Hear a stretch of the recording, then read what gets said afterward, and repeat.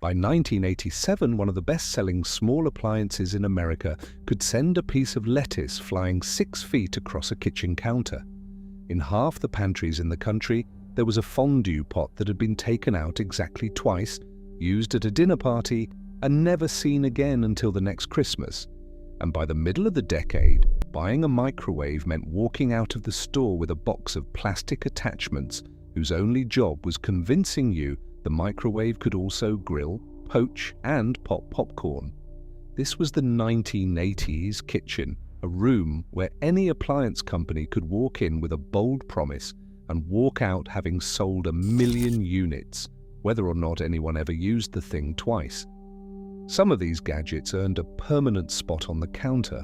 Most got a demonstration, a proud spot in the cabinet, and years of silence after that. Here's what was sitting in almost every kitchen in the country. The Presto salad shooter launched in 1985, and for a few years, it was the single most talked about gadget in the American kitchen.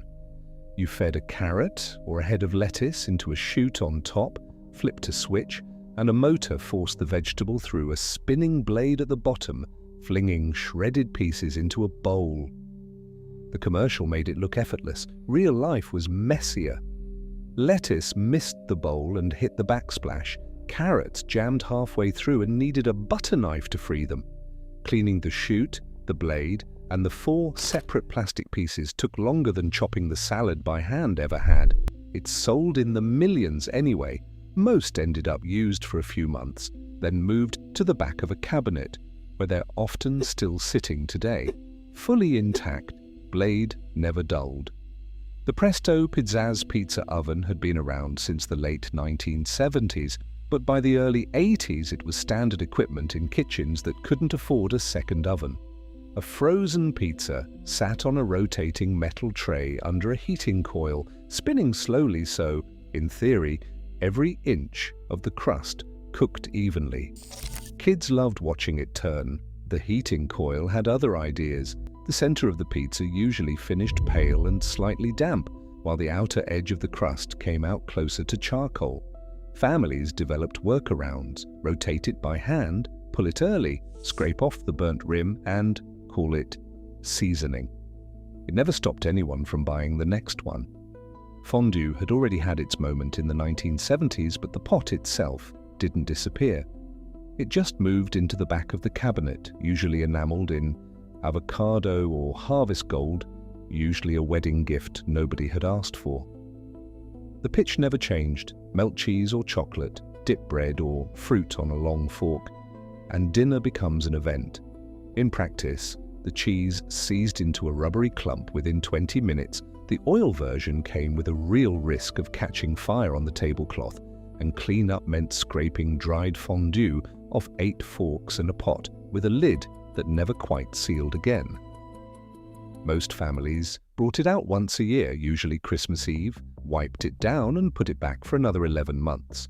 A Cuisinart food processor in the early 1980s cost close to $200, which made it less of a kitchen tool and more of a personal announcement. Owning one meant you were serious about cooking. It sat on the counter in white or almond, a heavy motor base with a blade attachment sharp enough that most owners handled it like a small weapon. The demonstration usually happened once, slicing a cucumber paper thin for a dinner party.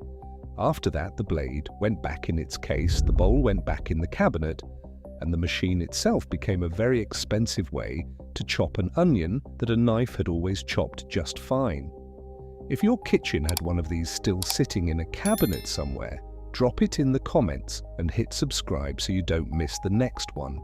The stir-fry craze of the early 1980s convinced a huge share of American households that the fastest way to cook like a restaurant was an electric wok.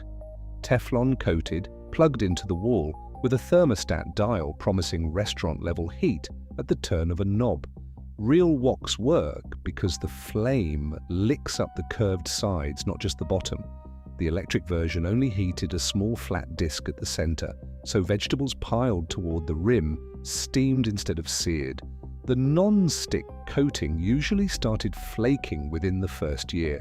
Right around the same time, everyone realized the stir-fry could have been made just as well in a regular skillet. Somewhere in a huge number of American kitchens sat a single-purpose appliance built entirely around the hot dog. Vertical metal prongs held the hot dogs upright in a steam bath below, while a small rack on top warmed the buns at the same time. The idea was cafe-style hot dogs on demand. The prongs told a different story. Piercing the hot dog let the juices leak straight into the water below, leaving a drier hot dog steaming in its own broth.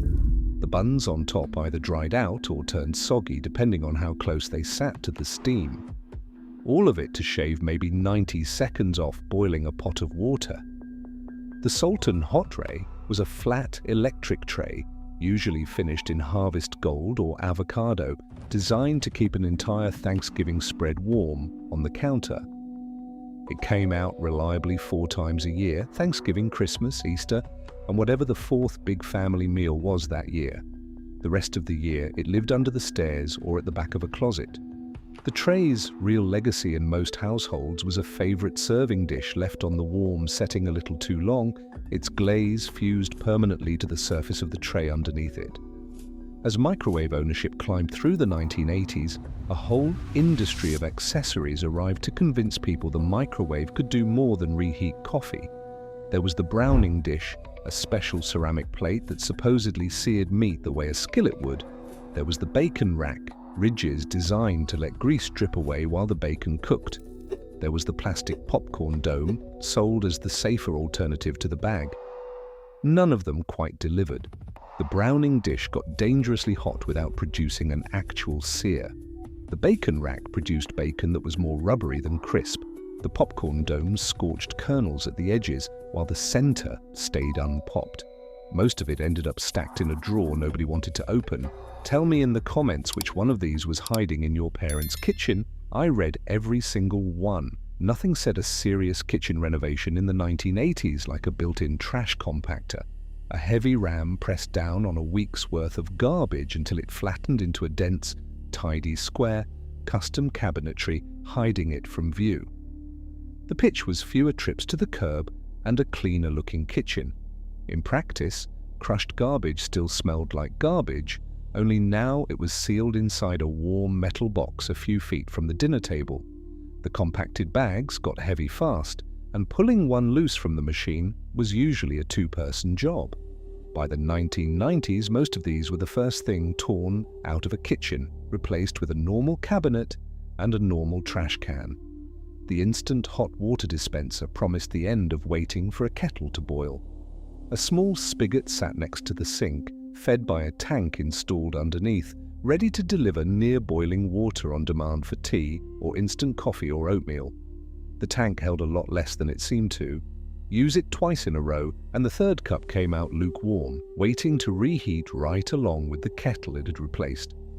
Every few years, one would develop a slow leak, and the first sign was always the same: a swollen, water-stained shelf under the sink, discovered on the day someone finally opened that cabinet looking for something else.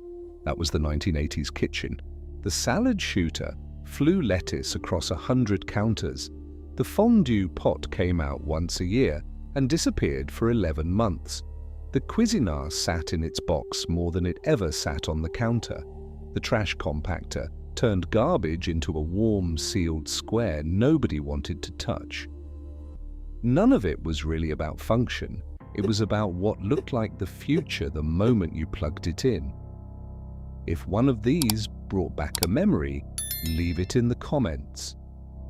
And if I missed the gadget that lived in your kitchen, tell me.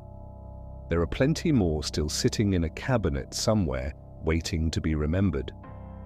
Subscribe so the next one finds you when it's ready.